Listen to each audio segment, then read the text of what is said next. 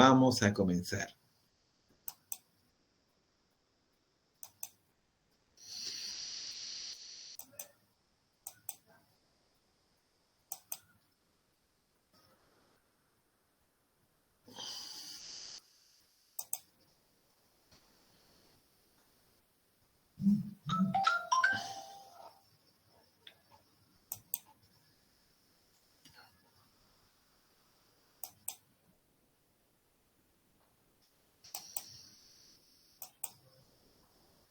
Efectivamente, pues su compañero dio una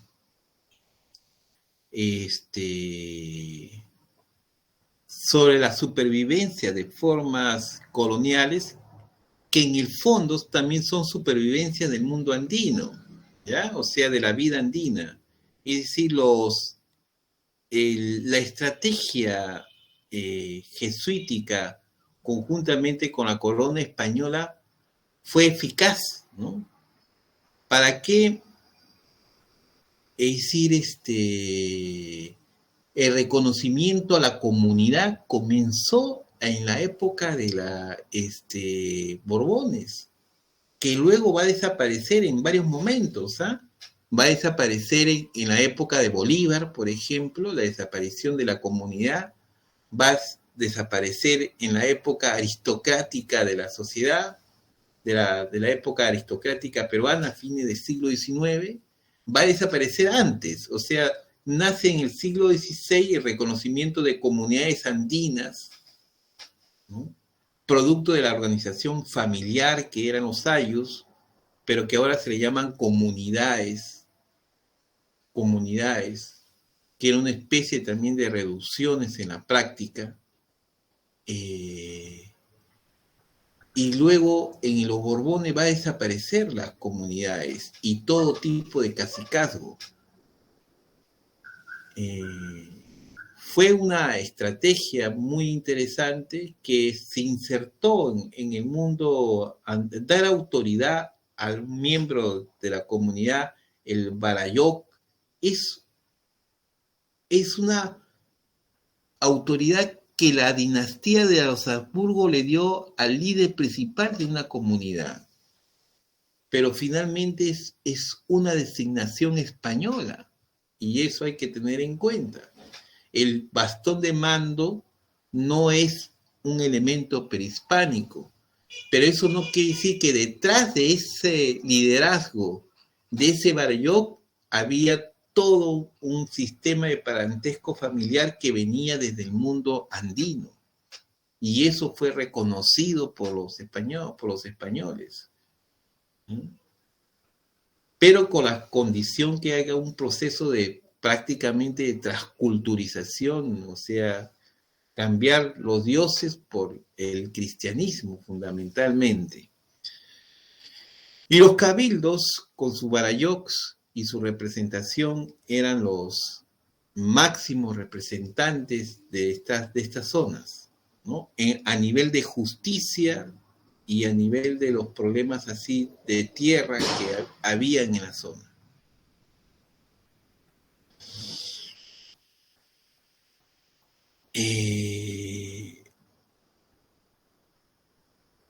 Españoles y naturales, que quiere decir criollos, ¿no?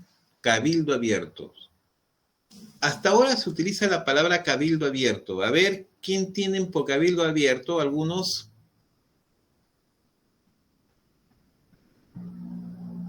Las municipalidades, profesor. Las municipalidades, ¿qué pasa? ¿Todavía hacen un cabildo abierto? ¿Qué significa cabildo abierto? Es toda una institución. Que quiere decir como una asamblea abierta, ¿no? Una reunión con el pueblo para poder escuchar sus requerimientos, sus necesidades. Muy bien, ¿ya? Punto, profesor, punto. Ya, muy bien. Ya, ¿cómo te llamas? García Vives, profesor. García Vives. Sí, García Vives. Efectivamente, había cabildo abierto para los españoles y naturales, que es donde se recibía todo los pedidos que tenía en ese tiempo los españoles, los buenos vecinos. los vecinos, los caballeros, o sea, los notables ciudadanos de las ciudades, de las regiones del Perú. ¿Ya? El cabildo, o sea, se hacía y podía hacer sus gestiones ante el rey para lo que reconozcan como que tenga un escudo de armas de la corona española. El reconocimiento de ser ciudadanos, de ser parte de la corona, de tener los derechos que la corona le puede ofrecer y la protección de la corona, implicaba que se formara un grupo de vecinos, un grupo de buenos vecinos, mayormente descendientes de los españoles. Recuérdense que en el siglo XVI hubo una buena cantidad de españoles que llegaron acá. Casi en cada región era casi el 40% de la población en todo el Perú. En todo el Perú hubo una gran producción. ¿Qué crees? ¿Por qué tenemos nosotros los nombres españoles? ¿No? Producto que estos españoles no eran unos inquietos personajes y comenzaron no tenían ningún problema de estar así con todas las más indígenas, ¿no? Y hacer hijos, y de ahí provenimos nosotros todos. Eso es lo real. ¿Ya? Nuestros nombres españoles provienen de ahí. Profesor, disculpe, y una característica que también fue justamente la repartición de los solares que se hicieron aquí en el Cusco, ¿no? Donde las familias reales, por ejemplo, les empezaron a entregar los principales espacios sagrados que tenía, por ejemplo, el Palacio de Manco Inca, y empezaron a construir ahí sus casonas los españoles. Y una característica que se puede ver es, por ejemplo, los blasones y los escudos reales que pusieron en sus casonas, y que todavía hoy en día todavía persiste estos escudos, y que se puede ver aquí en el Cusco, ¿no? Eso es también una característica de las familias reales que llegaron aquí al Cusco, ¿no? Claro, el reconocimiento de ser caballeros, ¿no? De la realeza, de pertenecer, de tener una genealogía, prácticamente. Lo que quiero decir es que la formación de ciudades como Cusco, Trujillo, que requirieron un escudo de armas, se hizo con vecinos notables. Y los vecinos notables, como tú muy bien dicho, tenían los blasones, ¿no? Blasones que son escudos a nivel familiar, que eran reconocidos por la corona española. Hay toda una historia sobre eso. Y efectivamente comenzaron a ocupar espacios incas, a superponer. Incluso hay una iglesia en el Cusco, que no me acuerdo, ahorita me acordar, que se hace sobre la base de la arquitectura inca. Y sobre el eso... Coricancha, profesor, el Coricancha. Ay, me olvidé el Coricancha, Dios mío. Y eso es. ¿Ya? Entonces ellos hicieron esas cosas, pero recuérdense que esa misma costumbre también se lo hicieron a los mismos indígenas, a los que eran líderes de las comunidades, y que luego le dieron incluso blasón a los caciques. ¿Qué es Tupamaru? La cuestión solar. La cuestión solar, la solarización, es un escudo de Habsburgo, no es prehispánico. ¿Ya? Es decir, lo mismo de los Habsburgo lo reconocieron como si fuera una genealogía. Tupamaru no estaba contra la corona en sí misma, no estaba contra la monarquía. Lo que estaba en contra es que no se reconociera como parte de la genealogía y el reconocimiento de ser una familia real de los incas. De ahí vino su rebelión contra la dinastía de los Borbones, fundamentalmente. Pero todo el reconocimiento social la tuvo durante los Habsburgos. Eso fue el tema. No hay este sol que presentan casi siempre, que lo puso Estrada, tú que eres del Cusco, ¿no es cierto? Daniel Estrada Pérez. Puso un solar, un tremendo escudo, y se dice que Perú encontró esta solarización a través del sol de Chenique. El sol de Chenique era es una medalla, es un objeto de oro, de metalurgia que de oro, donde está representado el sol. Pero, oh sorpresa, ¿no? Este coleccionista Echenique y los arqueólogos han demostrado que no es de la época inca, sino de otra cultura, que viene de la costa norte del Perú. Eso es y que toda esa solarización de los inca, pues es fundamentalmente un discurso que los mismos Habsburgo querían ver, que a través del sol la única deidad en el mundo, como presagiando el cristianismo de Dios. Es decir, que existía digamos, una especie de embrionariamente una concepción monoteísta en el mundo inca que preparó el pensamiento, digamos, monoteísta, que luego vino con los católicos imponiendo un solo Dios, pero ya los incas tenían esta solarización, que fue falso, éramos politeístas, teníamos varios dioses, el dios del rayo, el dios de Pachacamá, pero indudablemente también había hacia el sol. Y todo eso contribuyó a un proceso poco a poco donde se mantenía supervivencia sutilmente del mundo andino, esto de las comunidades, esto de la genealogía, pues eso es típicamente de los Habsburgos. Y en los cabildos, que eran indudablemente los notables, que tenían los blasones, como tú dices, eran las familias de los españoles afincados, los que habían nacido españoles, pedían reconocimiento, porque esto implicaba ser vecino. ¿Qué implicaba? A ver, ser vecino notable. Implicaba que la corona española, ¿qué beneficio le podía dar? Primero, casas solares. ¿Qué más?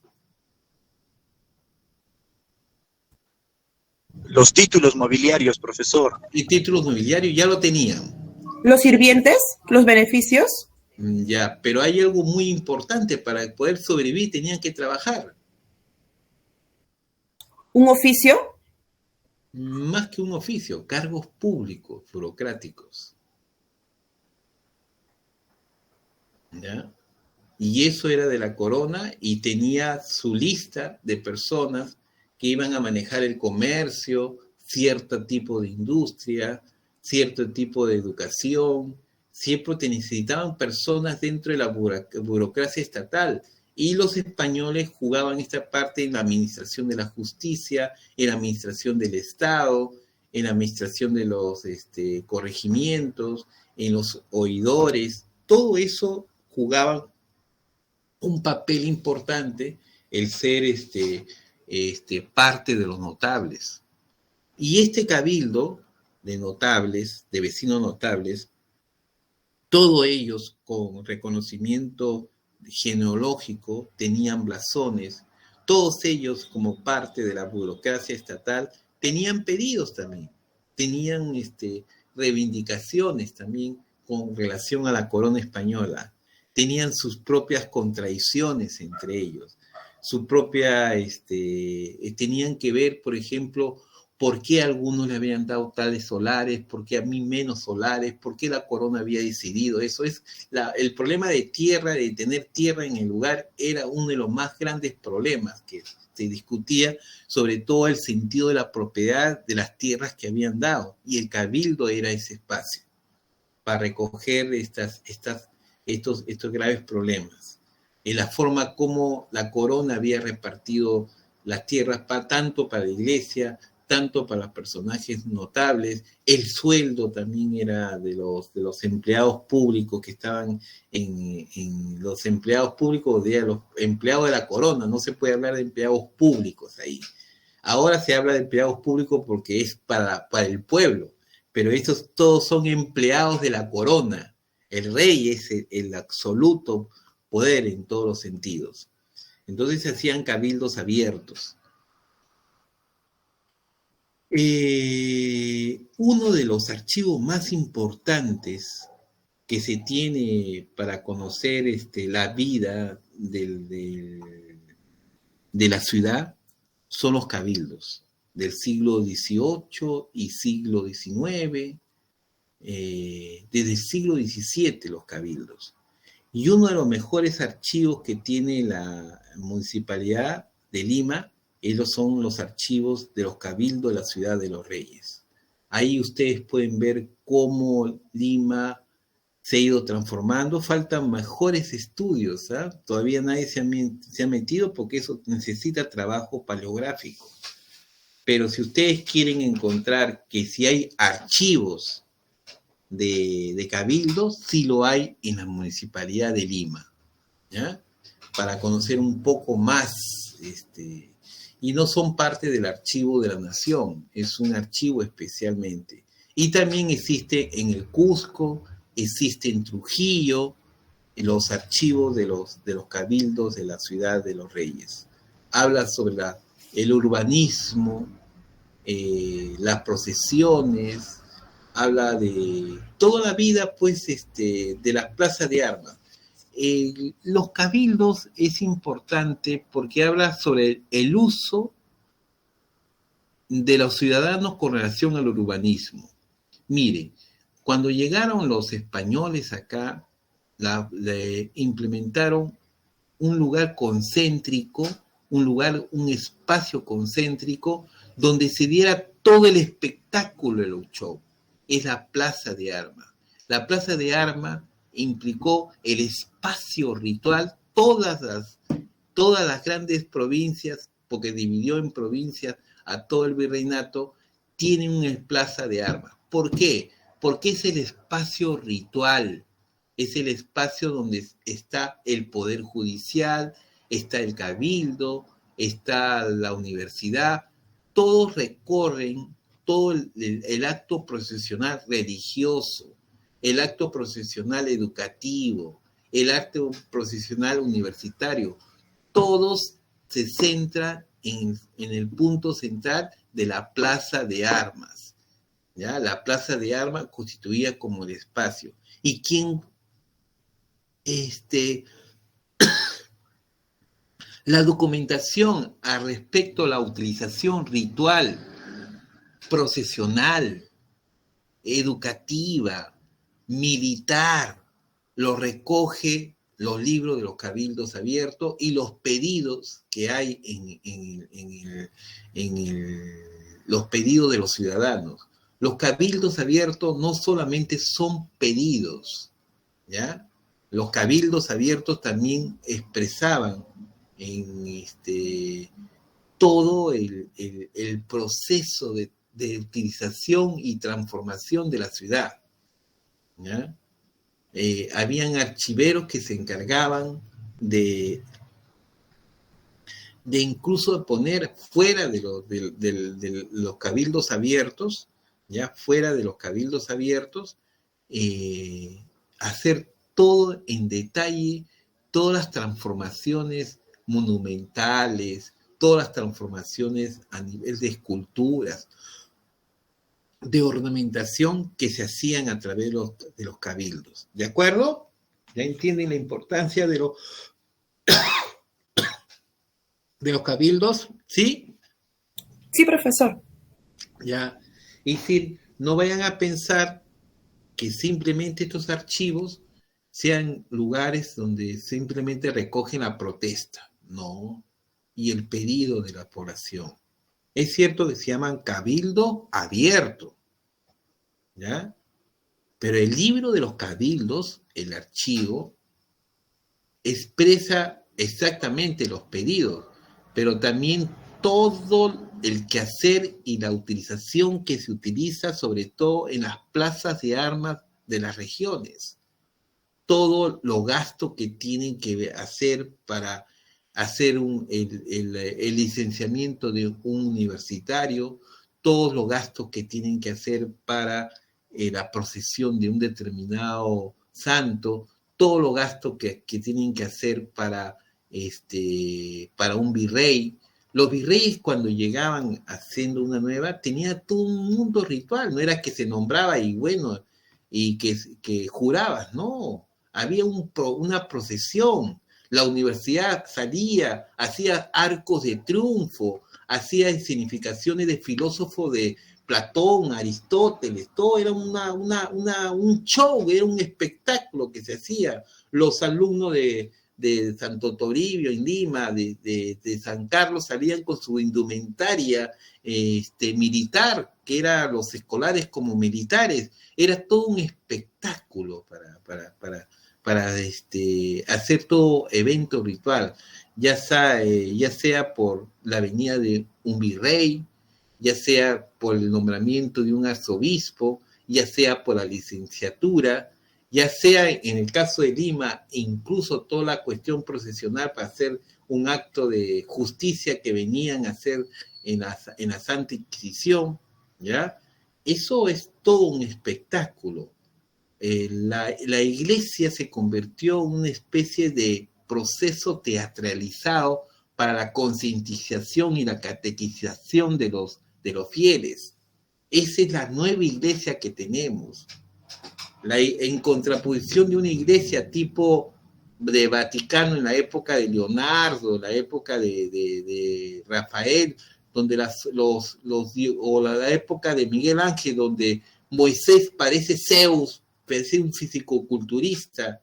David, ese hombre endeble frente a Goliat, parece que tiene una mano en la piedra grandota que le va a tirar a Goliat. Frente a ese paganismo que se presenta, en la nueva contrarreforma religiosa implicó poner a Jesús, a la presencia de Jesús, algo mucho más humana y mucho más teatralizado. Las portadas de la iglesia salen hacia afuera a expresar ese show del espectáculo, ¿ya? Entonces, el cabildo, tengan en cuenta que esta es una documentación muy importante en todas las ciudades de Cusco, Lima, para conocer la función que tuvieron estas plazas de armas en la cuestión de la ritualización. ¿Comprendieron, jóvenes? ¿Sí? Sí, profesor. Ya, entonces eso es importante, ¿ya? No es así que, ya miren que están los libros de los cabildos, que hay un cabildo abierto y que el cabildo abierto sí recogían exactamente pero los cabildos también recogen toda la función ritual de la vida de la plaza de armas, los cambios de la ciudad. Eso es interesantísimo. Y si quieren conocer la vida, entrar a los cabildos. Eso podría ser una orientación de un archivístico, ¿no? ¿Qué pasó? Ya. A ver. Acá lo que estoy entrando es la situación de ya hemos visto los cabildos y ahora entramos a la Santa Inquisición. ¿Ya? La Santa Inquisición, ¿ya?, no fue aplicada a ningún indio, estaba prohibido. ¿Ya? Estaba prohibido. La Santa Inquisición fue aplicada a los mismos españoles, a los españoles, pero también a un sector que lo encontraban culpable de traidores. Habían gente española que se escondían y eran españoles, pero españoles con ascendencia ¿qué? Criolla, mestiza. No. Indígena. No, a ellos no buscaban, eso no importa, si era ascendencia. En la Inquisición no importaba si tú eras, por ejemplo, encontraba un español que era mestizo, simplemente le quitaban el carácter de ser noble o caballero. Y no había ningún problema. Pero la búsqueda en la Santa Inquisición era principalmente buscar a uno que no esté dentro de la religión cristiana católica. ¿Quiénes eran? O sea, por decir protestantes. Los herejes, profesor. Los herejes, ¿quiénes eran? Ateos. Los negros esclavos vinieron con su propia religión. No, pero ellos no eran ni los indígenas. Los negros no eran, profesor. No eran los negros. Voy a explicar. No, pues ellos no eran. Los judíos no. La Santa Inquisición no fue aplicado ni a los negros ni a los indios porque no se le echaba la culpa, porque no se había revelado a ellos Dios antes como a ellos. Y entonces la idea religiosa católica era revelarle a ellos Dios, la existencia de Dios, y entonces sus ideas, ellos no eran culpables de no tener ese conocimiento. Pero hay aquellos que ya conocían la presencia de Dios y negaban la presencia de Jesús. ¿Quién niega la presencia de Jesús? Los judíos no son, profesor. Los judíos, pues, una de las grandes persecuciones en la época de la Inquisición limeña fue la persecución hacia los judíos, porque los judíos no tienen, los hebreos, en esa época, en el siglo XVI, siglo XVII, siglo XIX, siglo XX, recién tuvieron un territorio que Estados Unidos le creó dentro del Medio Oriente. De Israel. Israel. Pero no había Israel, solamente no existía, porque existía hebreos en Rusia, hebreos en Polonia. Claro, estaban desplazados por todos lados. Por todo en España. Pero en España comenzaron a ser perseguidos. Eran españoles judíos. O sea, ¿y por qué los perseguían, profesor? Porque no eran católicos nada más, porque no creían en Jesús. Porque no creían en Jesús. Eso no era poca palabra en esa época. Poca cosa, no creer en Jesús, ¿te parece poca cosa? Además, los judíos fueron los que traicionaron a Jesús. ¿Ah? Bueno, sí, pues, ¿no? Han sido perseguidos en toda la historia de su existencia. No eran cosa no eran cosa menor. Después dejaron de ser perseguidos, se convirtieron en comerciantes y después con la cuestión racista de Hitler y el poderío judío que él veía como una amenaza, pues comenzó a perseguir, pero llegó un momento que ya en el siglo XVI, pero ya en el siglo XVIII ya ellos fueron grandes comerciantes a nivel del mundo, pero no tenían todavía una patria, no tenían un estado. Los hebreos estaban en Checoslovaquia, en Polonia, en España, estaban regados por toda Europa. No es una raza los judíos, ¿ya? No es una raza, ni grupo étnico tampoco. Es un grupo de personas unido por un sentido religioso que es el hebreo. Claro, por una religión que es el judaísmo. El judaísmo, exacto. Eso es lo que une a los judíos. Y entonces podemos encontrar judíos en todas partes. ¿Ya? Es como los gitanos. ¿Ya? Aunque los gitanos no establecen una cuestión teológica como los hebreos, no tienen, a diferencia de los gitanos que no tienen un idioma establecido, no tienen el hebreo. El hebreo que se utiliza como una religión, como una cuestión, aprenden el hebreo realmente. Pero claro, ellos leen la Torá en hebreo nada más. Nada más, y aprenden el hebreo. ¿ya? Eso no quiere decir que ellos hablen hebreo.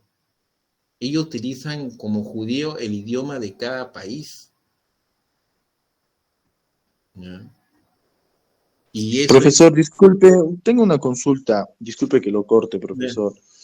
Y con respecto a Martín Lutero, porque Martín Lutero es el símbolo del protestantismo, creo que también él es el que va a iniciar también con porque gracias al protestantismo es que se va a crearse diversas iglesias y va a empezar a darle otra visión a la Biblia, ¿no? Por ejemplo, él decía, ¿no? ¿Por qué creemos en un Dios que, por ejemplo, un Dios al cual no vemos, ¿no? Y empieza a traducir la Biblia, ¿no? Y ahí es donde le quita la figura a los curas, a los sacerdotes, al Papa, ¿no? Entonces, por eso es que se le denomina como, porque Martín Lutero también ha sido parte o era también ha sido, creo que si no me equivoco, ha sido cura, sacerdote también, y ahí es donde lee la Biblia, y ahí es donde Martín Lutero se da cuenta del engaño que hacían, ¿no? Que antes todo giraba en base a Dios. Entonces, mi pregunta sería, ¿existió protestantismo aquí en el Perú, en la época del virreinato, también? La respuesta es la siguiente, ¿ya? Lo que se cuidaba, el movimiento religioso católico, se cuidaba el no hacer comercio con Inglaterra, con Francia, y el monopolio exclusivo, y la que no entrara ningún inglés, francés, durante el siglo XVI y XVII, es para que no se metiera la religión protestante en el virreinato del Perú. Las murallas, poner murallas para que no se entre los ingleses ni los franceses a tierras americanas, se debe a la idea de que no se penetre la religión protestante en el Perú. Y no solamente, como tú muy bien has dicho, que las grandes reformas religiosas, no solamente de Martín Lutero, sino la reforma de los calvinistas, la reforma de Calvino en Francia, la reforma de Lutero en España, la reforma de anglicana. Toda esa reforma eran prácticamente perseguidas por la Santa Inquisición, pues, ¿ya? Por eso era aplicada fundamentalmente, pero efectivamente, como tú dices, no es que no le fue nada fácil. El movimiento llamado Contrarreforma, que es luchar contra la religión fundamentalmente protestante, es el cisma que había producido la gran pérdida que había sufrido el Vaticano, es cambiar la Iglesia Católica totalmente. Y ese cambio es convertir a su iglesia en una iglesia militante, en una iglesia militante, en una iglesia misionera, en una iglesia que viniera a América, viniera a las selvas y comenzara a cristianizar a todo quien pueda, para que no llegue, para que no se expanda el protestantismo. Había esta idea, no por gusto, grandes pintores que venían de Florencia y eran de la orden jesuítica, llegaron hasta Cusco, Leonardo Vitti, Medoro, Pérez de Alessio, llegaron a Puno, llegaron a Cusco, llegaron hasta los más confines con esta idea de cristianizar a todos los americanos. Los anglicanos solamente quisieron eliminarlo, pero esta idea mesiánica, por decir, militante, sí, o sea, sí una lucha, así tan igual como la lucha contra los judíos, era igual la misma lucha contra los protestantes, ¿ya? Sí, hubo una corriente, ¿no? Una corriente de protestantismo acá en el Perú también. No, acá no se permitió nada. Pero acá en el Perú han habido también bastantes En la época del virreinato estoy refiriéndome, ¿ah? Ok. ¿Ya? O sea, en la época del virreinato eran así, pues, nada de tolerancia cero. ¿Ya? Tal vez hubo después un movimiento, después cuando viene ya la libertad de culto, a finales de la libertad de culto ya en el siglo XX. Pero sí, en la República ya, creo, ¿no, profesor? Y en eso todavía... Eso creo que fue la Guerra del Pacífico, creo, algo así. Era un poco duro, eso ya recién llega en Castilla. Recuerda que incluso con la misma religión católica querían que no vengan algunas religiones que habían, que digamos, se habían metido en la política y la economía de un país. Demoró mucho el reingreso de los jesuitas acá. Demoró bastante, ya fue eso casi ya a finales del siglo XIX. Y lo protestante menos, o sea, no se le dio, se consideró a la iglesia en la República, la iglesia oficial era la iglesia católica. Si bien habían franceses que eran calvinistas, la libertad, no tenían libertad de culto. La libertad de culto renace después en la época de los civilistas, ¿no? La época llamada José Badre como la aristocracia metida y que buscaban la democracia.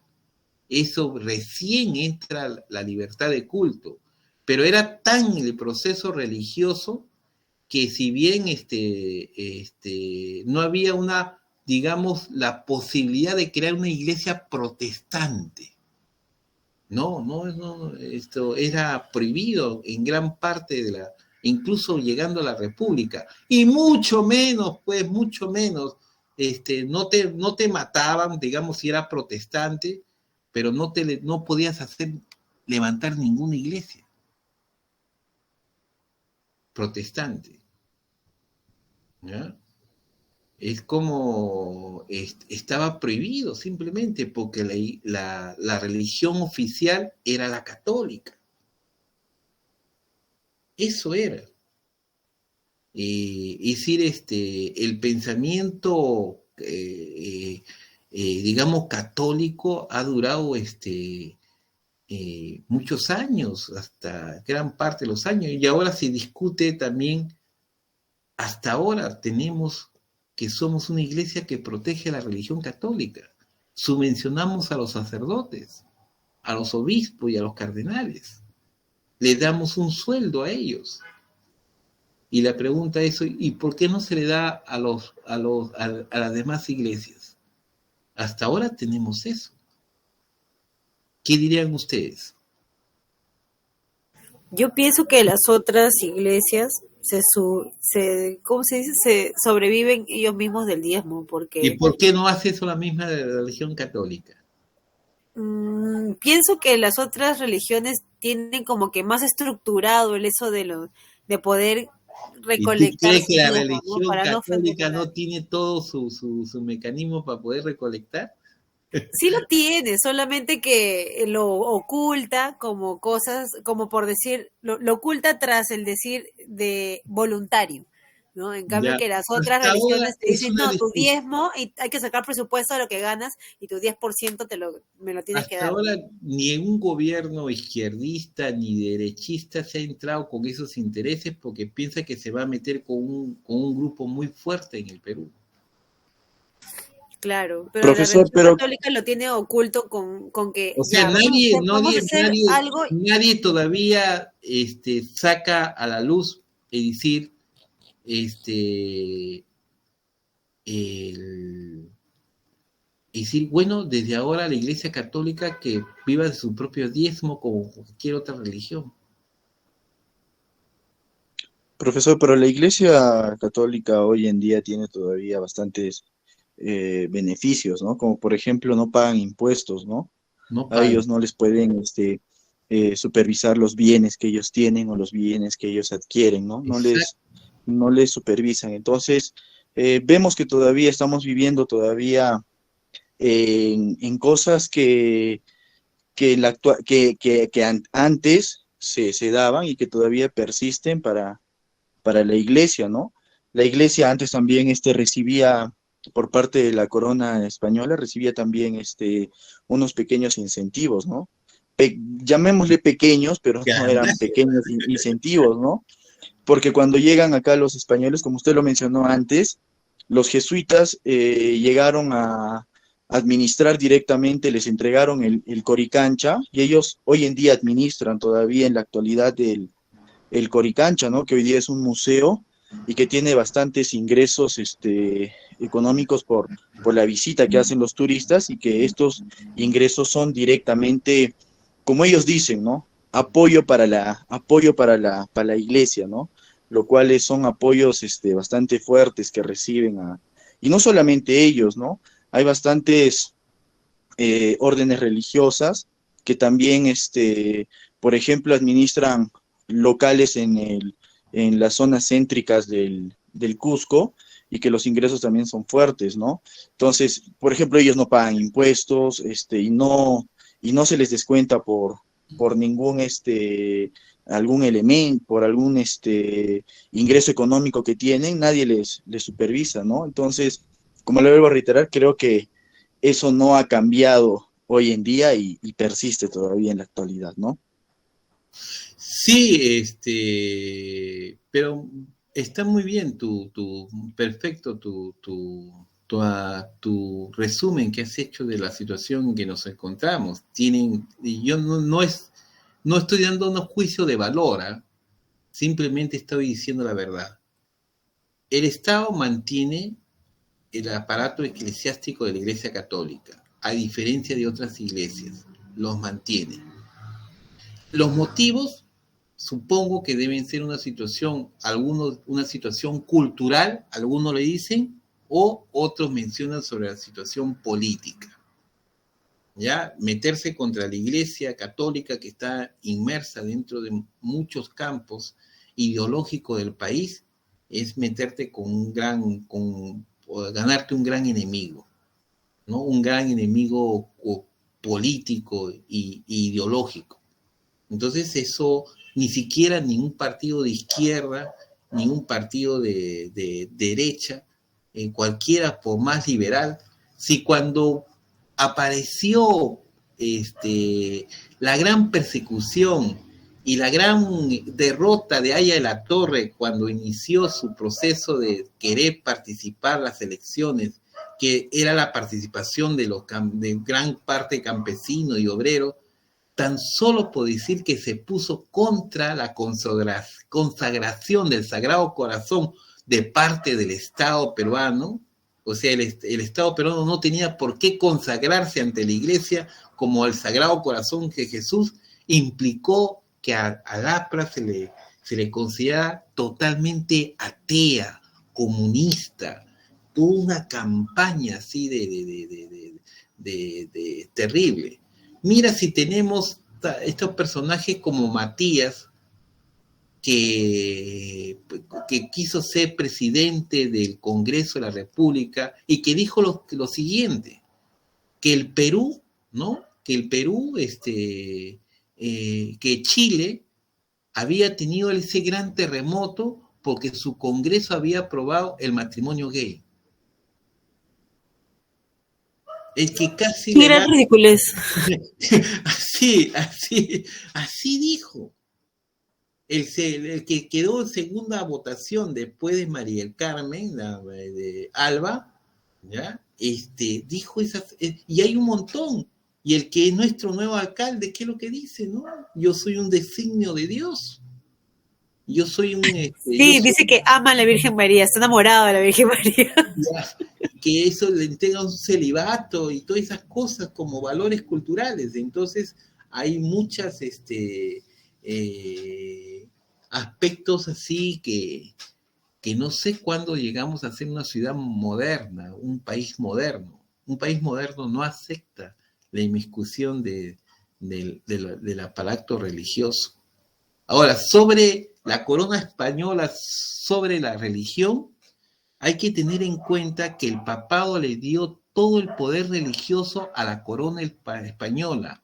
A ese documento se llama Real Patronazgo. Y entonces el rey podía decidir sobre la iglesia. El rey no solamente era un rey político y económico en América, el rey acá español se le dio toda la libertad de poder incluso expulsar las órdenes, de eliminar curas, de sacarlo de América, con tal de que cristianice a todos los americanos. Y entonces por eso el rey vio como un poder enemigo a los jesuitas y ¡fuácate! Lo sacaron y sin ningún chis ni tris, porque el Vaticano no le dio aprobación, los jesuitas tuvieron que salir. Eso es la historia. Eso es la historia. No es que la corona lo mantenía, sino la corona era la misma iglesia. La corona era la que decía qué poder tenía que tener la iglesia acá, ¿no? Pero a veces se le escapaba de la mano esos grandes poderes, sobre todo los jesuitas, que fueron los más poderosos en crear la situación. Ahora, actualmente las iglesias jesuíticas, y eso es bien curioso, ¿ya? Los jesuitas no tienen ninguna propiedad sobre ninguna iglesia. Coricancha, San Pedro, que están los jesuitas ahí, pero en realidad ellos no son los dueños. Los dueños son el Estado. El Estado es dueño de esas iglesias, porque las iglesias de los jesuitas, cuando fueron expulsados, se les expropiaron todos esos terrenos, la corona española, y cuando fue la corona española pasó a la República Peruana, porque cuando lo votaron a los españoles, a los jesuitas, pasó una congregación que fue la San Felipe de Neri, la congregación de San Felipe Neri, una congregación religiosa, no una orden religiosa, de un grupo de personas católicas que comenzaron a administrar toda la propiedad de los jesuitas. Venida la República, eliminaron esa congregación de San Felipe de Neri y la iglesia de San Pedro de Lima, de Coricancha, de los jesuitas, es del Estado, pero nos siguen manejando como si fuera propiedad privada la iglesia, los jesuitas, pero no es su propiedad propiamente, ellos no tienen propiedad privada sobre eso. No es así como los franciscanos, no es así como los dominicos y los mercedarios, que todavía tienen algunas propiedades en Lima y en provincia. Esa es la gran diferencia. Jóvenes, tema apasionante, ¿no? La verdad que sí. Un tema apasionante. Sí, profesor. Es apasionante los temas. Entonces la Inquisición era dirigida a los judíos y también a los protestantes, ¿no? Pero también a los actos herejes, a los alucinados, a los que salían de un momento que habían hablado con Dios, a veces eran castigados, a los que no cumplían los votos religiosos, pues pasaban un momento así de ridiculez. Esta es la capa, ¿no? La capa que le ponían, y este es el escudo, le dicen San Capirote, como penitente, ¿no? Los capirotes es un tipo de penitente que utilizaban. La penitencia es un ejercicio espiritual en el mundo católico.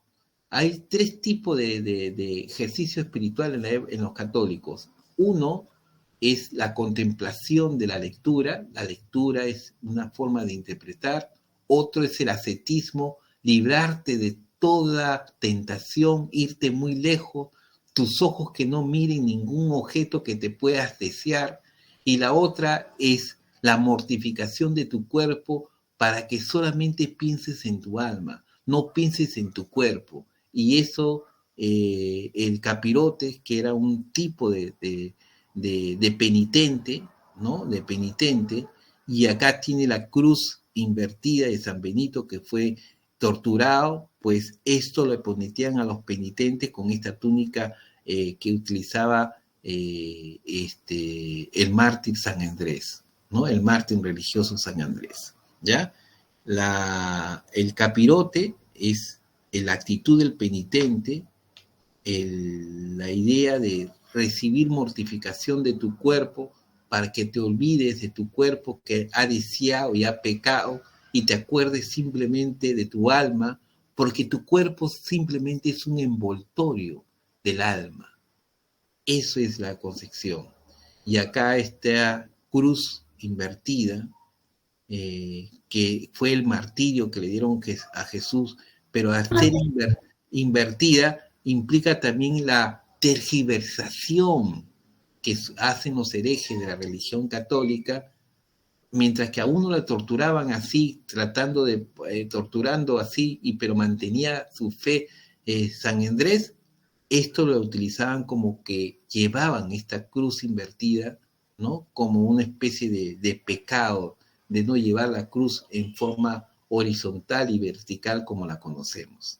¿De acuerdo? Bonito historia, ¿no? Sí, profesor. Y acá encontramos un grabado, ¿no? De la época, ¿no? Un grabado de la época de lo que fue la Plaza de Armas, la forma de ajusticiar, ¿no? Toda la procesión que se le hacía, se pasaban los ajusticiados. Hubo 2 quemas nada más, a un judío, Mateo Salao, que tenía unas propiedades en la huaca de Mateo Salao, pues fueron quemados solamente en 2 oportunidades históricamente, ¿no? Era posible si un protestante lo encontraban, ya sea luterano o calvino, también iba a pasar por la Santa Inquisición y iba a ser quemado también. Pero los españoles en eso sí eran totalmente radicales, no querían que se contaminaran en nada los religiosos. Hay una acción cuando parecían que llegaban los holandeses que querían ingresar, y la misma Santa Rosa de Lima salió que dice a las mujeres, a levantar a las mujeres, a que se levanten y defender el cristianismo, que ella estaba dispuesta a morir y a entregar su vida contra aquellos filibusteros que iban a entrar a Lima. Eso es históricamente en los archivos está. Cuando vio que iba a haber la penetración, que en el Callao ya estaban ingresando, llamó a la movilización de todas las mujeres a entregar su vida y su alma y luchar hasta con las uñas contra los holandeses que iban a tergiversar y a enfermar la religión católica. Así era la otra Santa Rosita Milagrosa. Así era de radical, ¿no? Tan buena, pero también tan bastante militante con la religión católica. Así que es otro mundo que vivíamos en esa época, otras concepciones, ¿ya? Entonces, acá le dije que la Plaza de Armas era el lugar de la procesión y la significación de la justicia, por ejemplo. Ver quemar, ver colgado, ver ridiculizado a aquellos que habían tomado actitudes heréticas, o sea, salidos de la religión católica, los españoles y a veces criollos, acá está la pileta, ¿no? De la Plaza de Armas, ¿no? El paseo de los penitentes.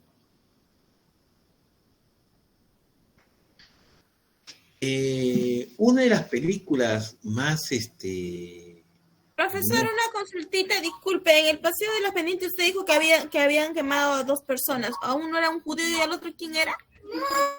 A 2, no me acuerdo el otro, ¿ah?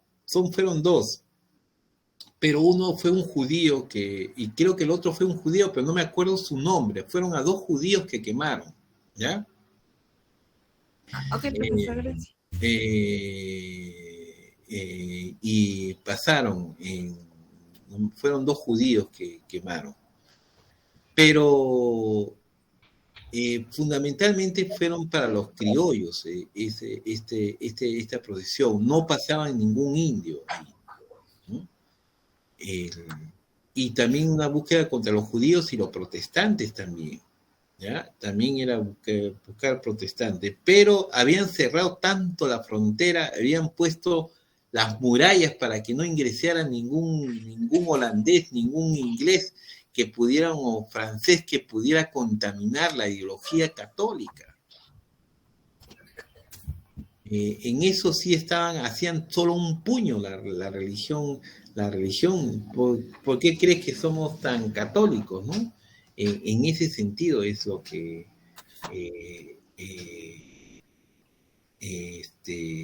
la defensa de los terribles que hicieron los españoles con relación a la religión católica. Hay una película que no dejen de ver, esto lo voy a pasar, lo voy a entregar a ustedes en su PPT, que es La Espada y la Rosa, ¿no? Y las cruzadas y los actos de penitencia que fueron terribles, sobre todo en Europa, porque en Europa sí, no solamente ahí no había indios, ¿no? Y no había, por lo menos acá había una mayoría de indígenas, una mayoría de negros, pero en Europa a cualquiera podía ser acusado de la Santa Inquisición y era declarado bruja y pues una tortura a la hoguera que era terrible, no solamente la iglesia en el siglo XVI y XVII fue nefasta, ¿no? Ya desde las cruzadas religiosas, ¿no? Las cruzadas religiosas, ¿saben lo que fue una cruzada, no? A ver, si saben lo que es una cruzada, que se dio en el siglo XII y XIII en la época medieval. ¿Por qué se realizó la cruzada? Eran enfrentamientos armados contra los árabes para poder ganar territorio y también ir llevando la... No es contra los árabes, ¿ah? Cuidado. ¿Puedo explicarlo nomás, profesor? ¿Ya? No es contra los árabes, pero es importante. Es el grupo de los árabes, sí tienes razón. ¿Ya? Discúlpame por decirte, nunca hay que ser muy enfático, ¿ya? Pero en realidad no es... lo que pasa es que el grupo étnico de los árabes, que estaban que mayormente pertenecen al mundo mesopotámico, llegaron a tener que es todo el Medio Oriente, que implica también Palestina y Cisjordania, y no existían los hebreos en esa zona, no existían, pues fue tomada por los musulmanes y era la Tierra Santa de Cristo. ¿Ya? Y Europa, con sus reyes, ¿ya?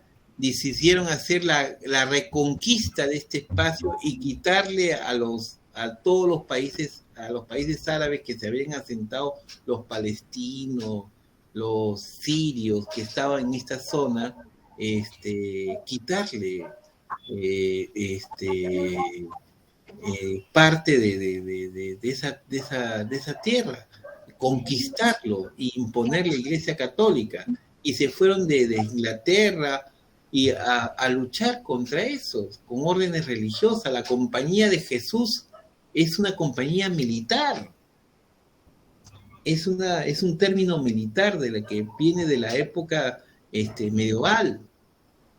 Los templarios eran muy conocidos, los que fueron una desgracia, los templarios cuando llegaron a Jerusalén un rato, pero después el rey Solimán árabe los hizo añicos, los mató a todos, le hizo un destrozo con una muy buena estrategia. Y eso es lo que nosotros tenemos que saber de las cruzadas, ¿ya? Pues, y ahí también había un sistema inquisitivo de buscar brujas, de quemar brujas. Fue una desgracia para muchas mujeres en ese sentido. Y Omar Chariz, ese es el cantante, se enamora de una que fue declarado bruja, ¿no? Y lamentablemente tanto él como ella mueren en esa historia, pero es una bonita historia de Omar Chariz. ¿Han visto El nombre de la rosa? ¿Han visto El nombre de la rosa? No. Vamos a ver, vamos al último para descansar, vamos a ver El nombre de la rosa, poco a poco, para que tengan descanso, tengan un poquito más de resistencia para descansar y ver una película El nombre de la rosa, porque El nombre de la rosa también es los primeros, la búsqueda en cómo se fue formando en la época medieval la religión católica y las órdenes religiosas. Y hay un resumen que lo podemos ver y tratar. Todos tienen que ver ese Nombre de la Rosa porque habla de los archivos, obligados, ¿ah? Esta película de la novela de Umberto Eco, que es una novela histórica, ¿ya? Es decir, con bases de... Cuando se habla de novela histórica no es decir que existe un documento histórico, digamos, específico, sino que a partir de la historia recrean una novela. Y esa novela, en este caso, ha pasado al cine. O sea, Umberto Eco lee sobre la vida del mundo medieval y a partir recrea un mundo de novela de lo que pudo, de las intrigas que había en esa época entre los religiosos. Por ejemplo, pone la lucha entre las órdenes religiosas, pero no pone la fuente de cada una de ellas.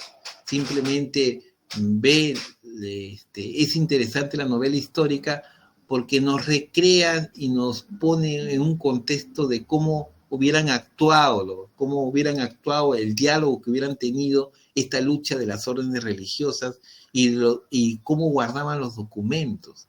La iglesia fue la posesionada, la que se posicionó de los documentos provenientes del mundo árabe, que habían traducido a todos los grandes filósofos, porque durante la época de la persecución, de la introducción de la Iglesia Católica en Roma a partir del siglo XIV, del siglo IV hasta el siglo XI, era una destrucción de todo el mundo romano y griego. Y felizmente que la documentación pasó al mundo árabe.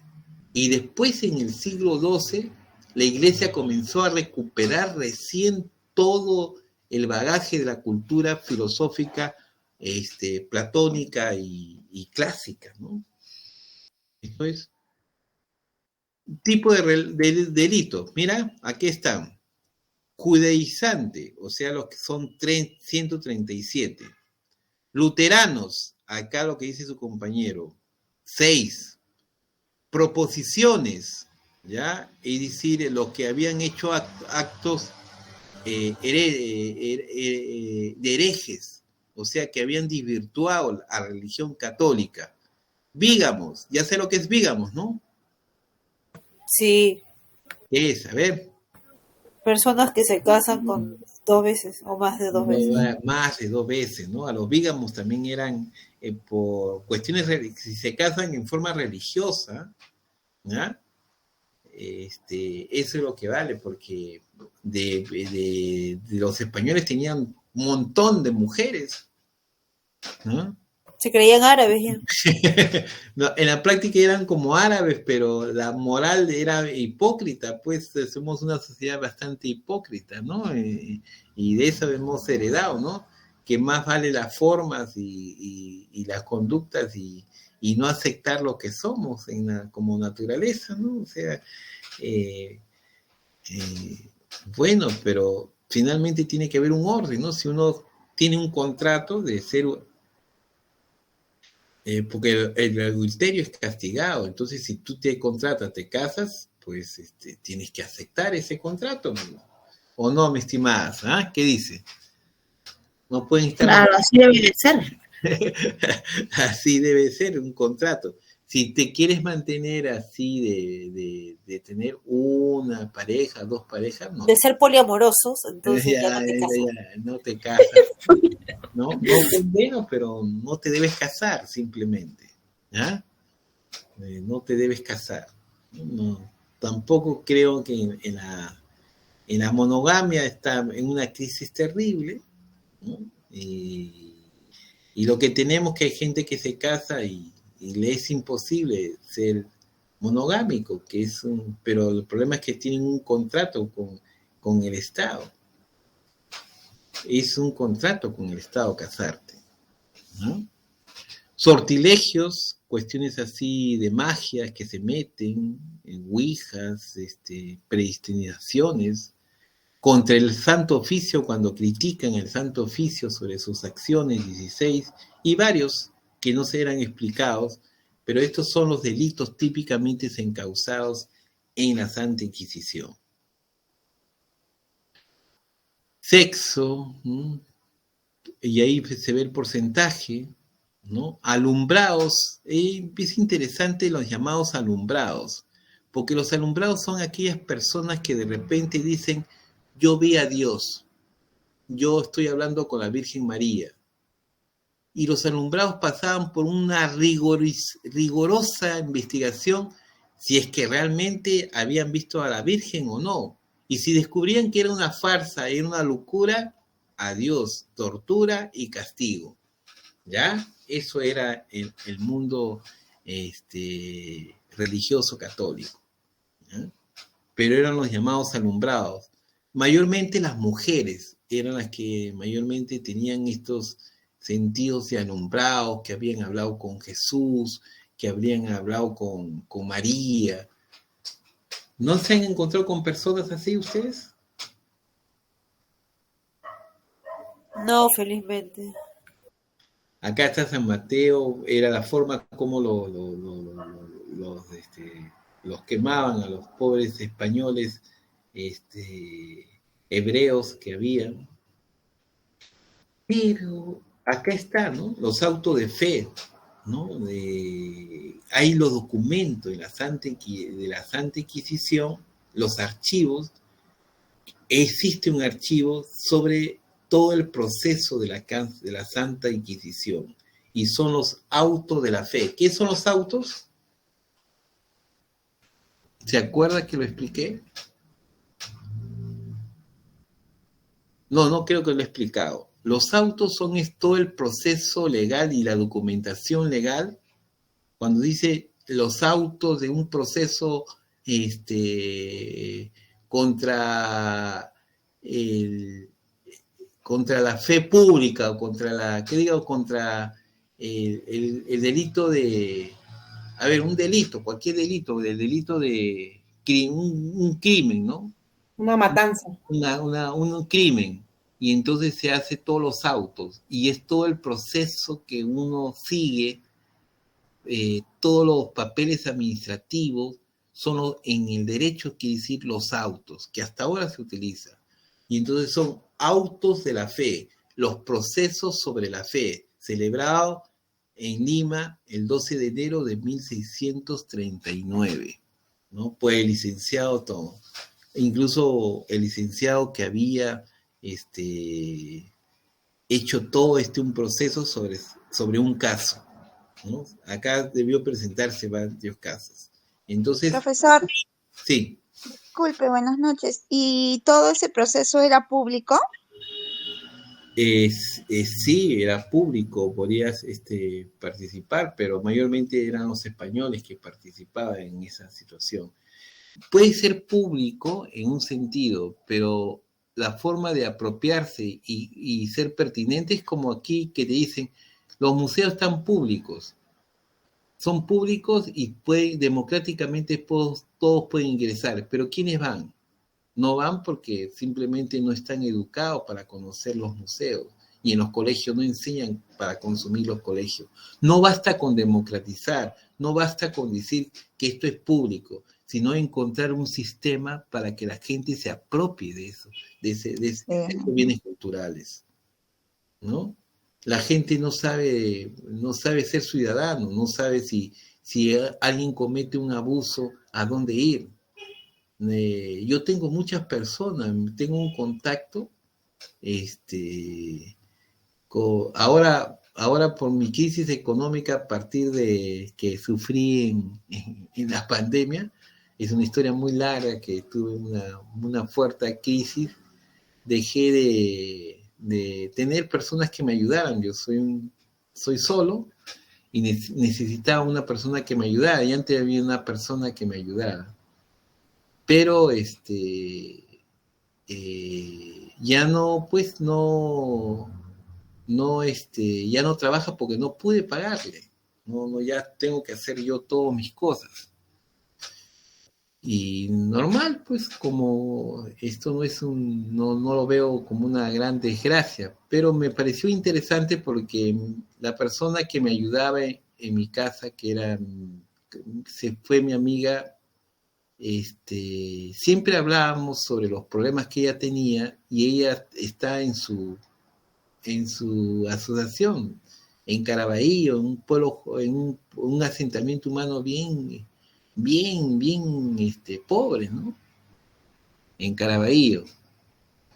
Y no sabes y me dice, ¿sabes qué, señor? Venga usted y vea los problemas, no conocen nada de derechos, de nada. No conocen Defensoría del Pueblo, no conocen Indicopi, no conocen de MUNA, no conocen a los niños que están enfermos, quién tiene que ver sobre los niños especiales, no conocen nada. Nada de esas cosas. Entonces eso es una tarea también de los archiveros, ¿no? Que conocer las instituciones y las instituciones que le pueden brindar servicio, ¿no? Yo creo que una de las cosas bien interesantes que a mí me parece conocer archivos es conocer las instituciones, y las instituciones también tienen que cumplir su labor en la sociedad, y hay que ayudar mucha gente a que acceda a estos derechos, ¿no? Eso es lo que me parece también una acción de los archivos. ¿Ya? ¿Se acuerdan que esto era de la Inquisición? Es fundamentalmente para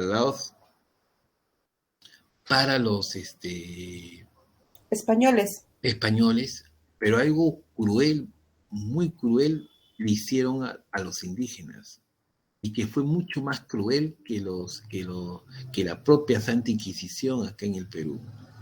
Fue un lugar de tortura terrible, y fueron los llamados extirpadores de idolatría.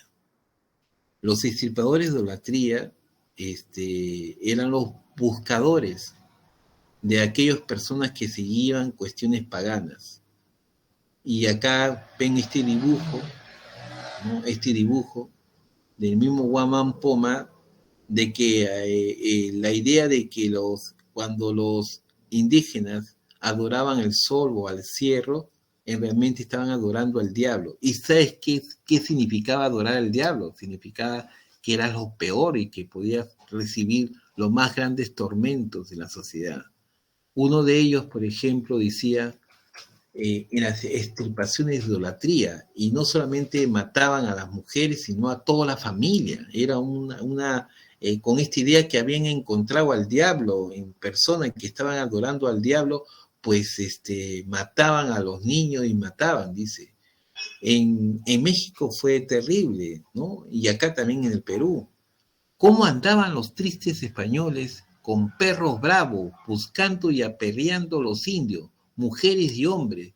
Una india enferma, viendo que no podía huir de los perros, que no hiciesen pedazos como lo hacían a los otros, tomó una soga y atósese al pie un niño que tenía de 1 año y ahorcándose de una viga. O sea, ante la desesperación de los indígenas, que frente a su rezo que habían tenido y haberse encontrado signo de paganismo o acusaciones de signo de paganismo, ellas preferían morir junto con sus hijas frente a la tortura que iban a recibir frente a los españoles. Esa es una de las cosas también terribles dentro de la religión católica. Y no lo hizo tan presto que no llegaron los perros y despedazaron al niño. O sea, los perros despedazaron al niño, aunque antes que acabase de morir lo bautizó un fraile. Ya venían los frailes. En este reino, en esta provincia de la Nueva España, que es México, yendo cierto español con sus perros a caza de venados o de conejos un día, no hallando qué cazar, parecieron que tenían hambre los perros, y toma un muchacho chiquito a su madre, y con un puñal córtale a los tarazones los brazos y las piernas, dándole a cada perro su parte. Así eran.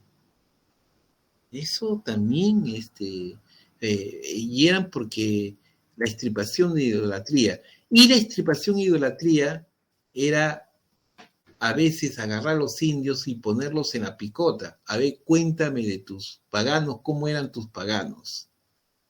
Cuéntame, quiénes son tus paganos.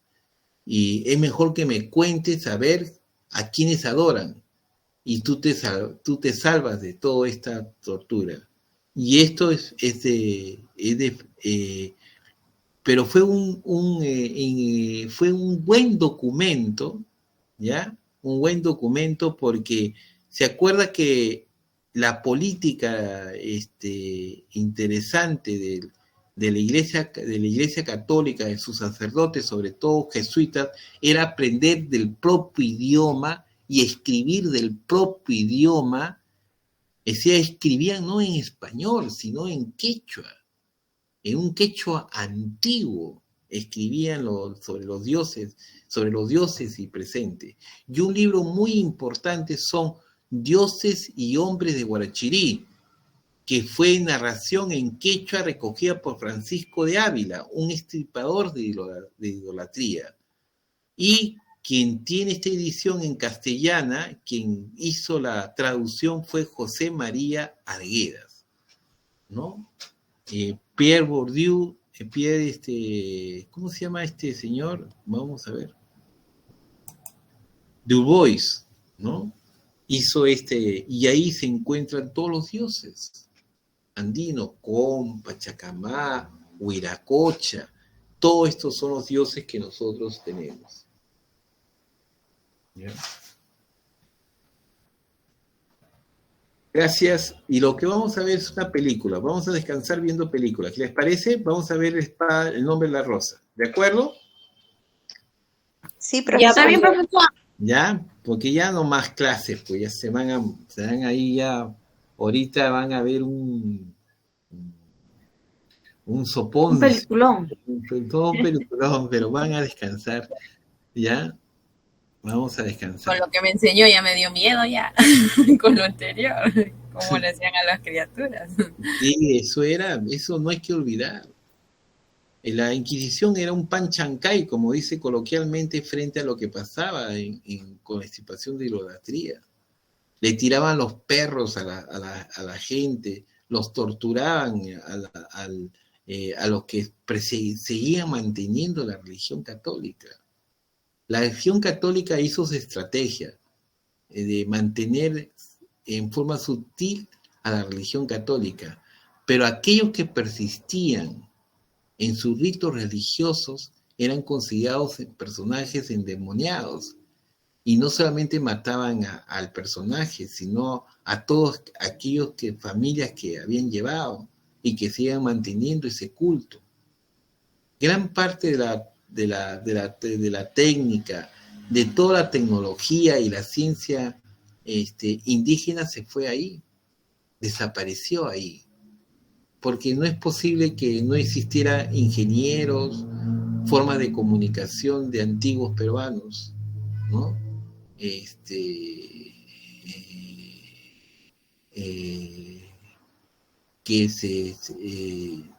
No sé si usted cuántos serán los promedios de edad, ¿no? Pero ya la edad que ustedes se imaginan que puedo tener, ¿ya? El Perú ha sido terrible con nuestra cultura andina, ¿no? Y lamentablemente nuestra cultura andina ha sido no solamente transculturizado con los españoles, que utilizaron una estrategia, sino cuando llegaron los criollos en el poder, fue peor todavía, porque siquiera la consideración en el virreinato de forma y de reconocimientos que venían del mundo prehispánico, y cuando llegó la República, un total desprecio del mundo andino. Y esto ha traído como consecuencia de que las formas oligárquicas que teníamos en el siglo XIX actualmente duran. ¿Duran qué? El meter tu familia en el poder, en hacer cuestiones corporativas en todos los niveles, hacer la forma corporativa. Si antes era el Club Nacional, ahora es el grupo de amigos y de colleras que hacen un negocio. Tu familia. Se mantiene también el monopolio. Es decir, la gente que fue dominada reproduce igual de sus dominadores, y ese círculo debe desaparecer. Totalmente debe desaparecer. ¿Están de acuerdo conmigo o no, jóvenes? Sí, profesor. Profesor, no se olvide la lista. Voy a pasar lista. Antes de poner la película. Sí, antes de poner la película. Muy bien. Gracias.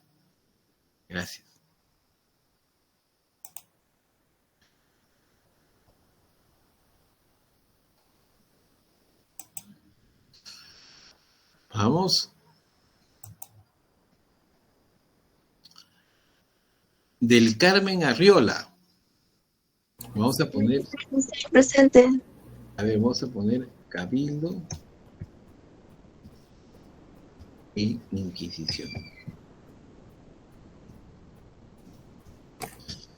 Hay algunos que se han ido, por si acaso me avisan, a ver, ¿quién se ha ido? Ha sido Carlos Milla. Es Carlos Milla. Carlos Milla, ¿no? Y también Yendi Saraí, Huasco. Ya, vamos, me avisen, ¿ya? Carmen Arriola. Presente, profesor. Ya, muy bien. Valeria Vanessa Barrientos. Presente, profesor.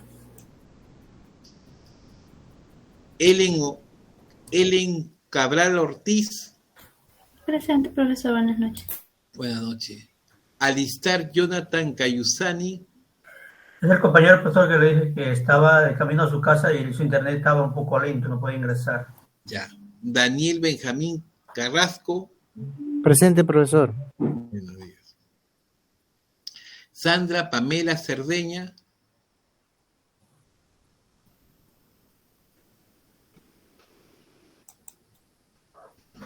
Proceso de retiro, profesor, de la alumna Sandra Cerdeña. Ya. Adriano Alonso Choque. Presente, profesor David. Buenas noches. Buenas noches. Marvín Vidal Córdoba de la Cruz. Buenas noches, profesor. Presente. Buenas noches.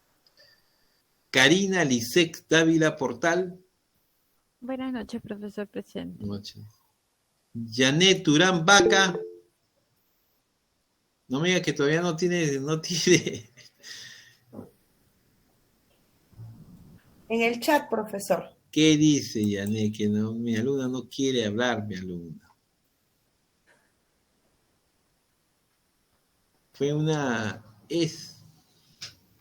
Creo, destacada alumna si no me equivoco, ella debe ser porque no debe tener el mismo nombre.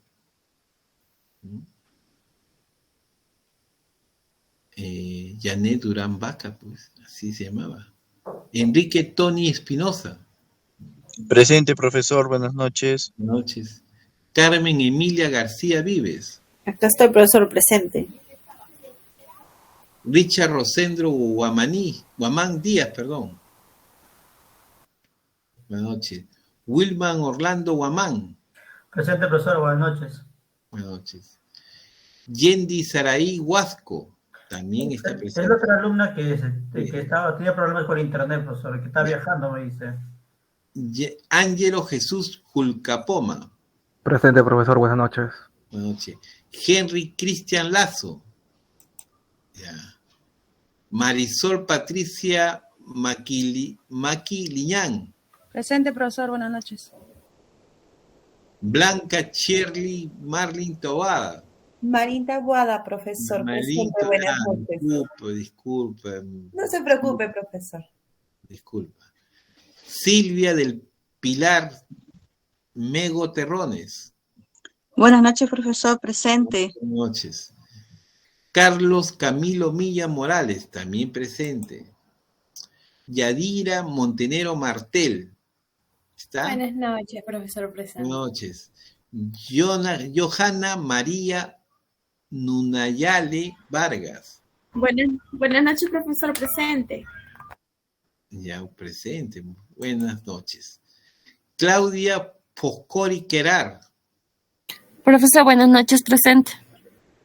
Leonardo Rojas Castillo. Buenas noches, profesor presente. Buenas noches. Desiree Lenca Cristina Cifuentes Correa. Buenas noches, profesor, presente. Buenas noches. Gianmarco Simón Collantes. En el chat está, profesor. Y en el chat, ya. Tatiana Paola Turpo Chuchón. Tatiana. ¿Quién sabe Tatiana? Nadie. Entonces pasamos. Pedro David Urbano Rojas. Siempre viene. ¿Está por ahí? Buenas noches, profesor. Siempre viene. Claudia Abigail Villarrubia. Buenas noches, profesor presente. Buenas noches. Edgar Daniel Villaseca Cruz. Está Edgar Daniel Villaseca Cruz. Qué raro, siempre existe. Sí, eso es lo que estoy viendo. Nadie sabe sobre él. Profesor, buenas noches. Sí. Disculpe, Tatiana Turpo, lo siento, es que mi internet está lento. Ya, Tatiana, ya, muy bien. Elga Daniel Villaseca, no está. Patricia Nelly Zorrilla. Patricia Nelly Zorrilla.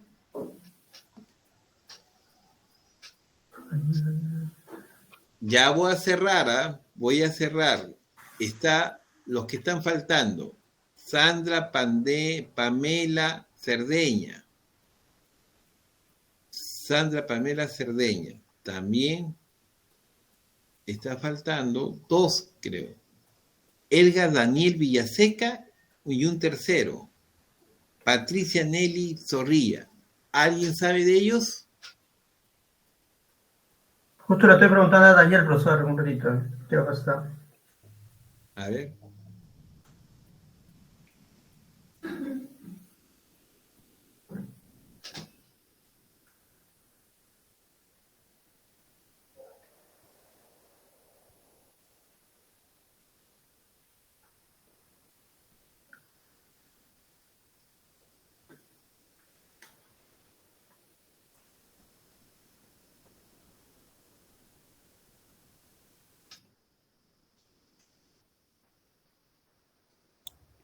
Profesor, ya me contestó Daniel. Dice de que ha tenido problemas en su internet.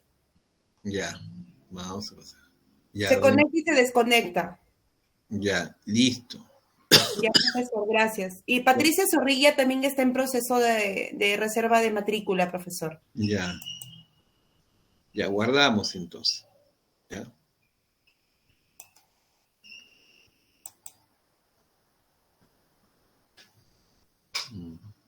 Ya.